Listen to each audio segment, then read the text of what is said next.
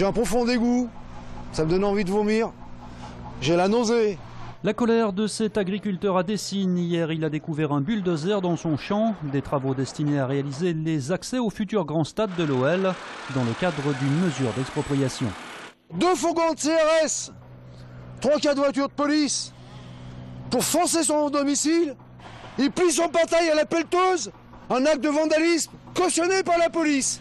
Selon l'avocat de l'agriculteur, l'annulation par la justice en mai dernier des déclarations d'utilité publique aurait dû suspendre les expropriations et donc le début des travaux.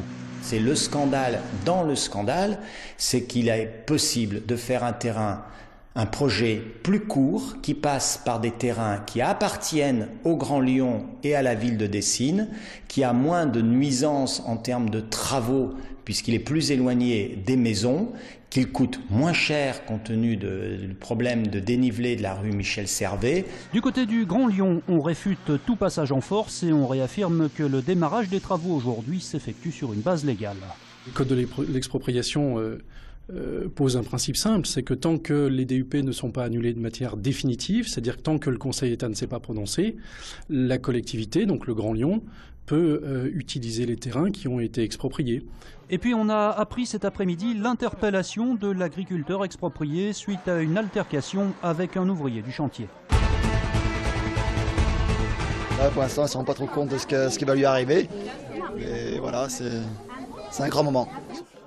Pour sa première rentrée, la petite Zoé semblait bien moins angoissée que son papa. Si cette première journée est toujours particulière, elle l'était d'autant plus au groupe scolaire Antonin-Laborde, une toute nouvelle école inaugurée ce matin dans le 9e arrondissement, une école qui compte 4 classes de maternelle et 7 classes de primaire.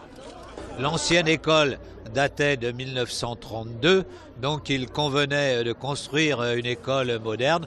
Voilà, c'est fait aujourd'hui. On a un gymnase à disposition, une salle informatique dernier cri, des tableaux interactifs. Tout est fait pour que les enfants puissent rentrer dans les apprentissages le mieux possible.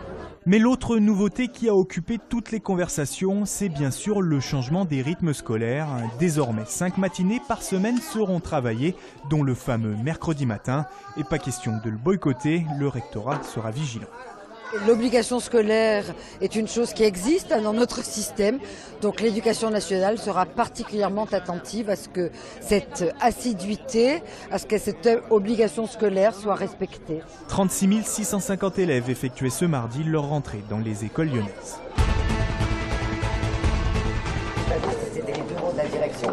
Oui, et la salle des profs était où ?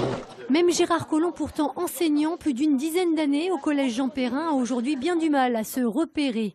L'établissement du 9e arrondissement, qui fête cette année ses 150 ans, vient en effet d'être en grande partie restructuré. C'est un collège qui est porteur d'histoire et dans ces collèges-là, nous voulons vraiment les conserver tout en les rénovant et donner aux élèves tous les atouts de notre siècle.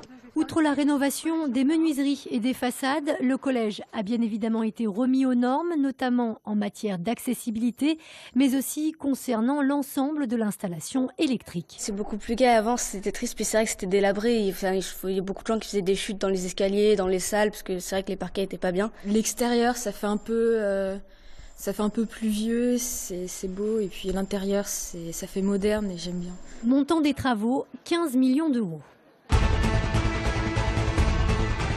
Opération communication de crise à l'Olympique lyonnais, 17e de Ligue 1 et orphelin de la Ligue Europa. Le club de Jean-Michel Aulas connaît un début de saison catastrophique. Le président est donc passé à l'offensive cet après-midi. Conférence de presse d'1 heure dans les studios d'OL Télé pour expliquer que son club était toujours ambitieux et que ça ira mieux quand les blessés seront de retour. C'est quand on a l'effectif sur pied, une très bonne équipe. Donc objectif qualification dans une Coupe d'Europe. Rien de bien nouveau donc, si ce n'est qu'Alexandre Lacazette va prolonger son contrat de 2 ans et surtout que Yohan Gourcuff va voir son salaire baisser de manière significative. Lui qui avait jusqu'ici un des statuts les plus confortables de la Ligue 1. Il ne s'agit pas d'une prolongation, mais il a accepté, compte tenu des difficultés qu'il a rencontrées ces derniers temps, de revoir les conditions de sa rémunération. En revanche, aucune date n'a été avancée sur un éventuel retour sur les terrains. Officiellement, Gourcuff n'est plus blessé, mais il peine à enchaîner les entraînements de haute intensité.